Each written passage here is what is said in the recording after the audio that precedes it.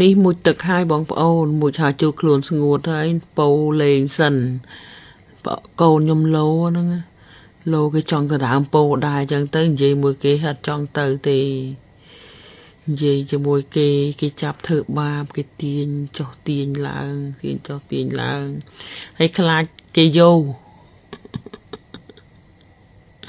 ចង់បឺតមាត់សុំបឺតមាត់ជាងគីឡូទៅគេបឺតទៅគេនិយាយគេសប្បាយចិត្តគេមួយទឹកហើយតែមួយទឹកស្អាតហើយចឹងរោចាយហើយអូគេយកចិត្តហើយកូនខ្ញុំនៅចិត្តនឹងវាថតហ្នឹងវាដដើមវាស្ដីឲ្យហ្នឹងដឹងរោចាយអីទេគេចាប់ធ្វើបាបទាញក្បាលទីអីធ្វើរោខំគេខំលេងស្រឡាញ់គេណាធ្វើលេងមួយគេខំគេថតដល់កន្លើតឲ្យហាមាត់គេចង់ថតកន្លើតគេឲ្យហាមាត់លើគេធ្វើបាបហត់ទៅយកចិត្តគេ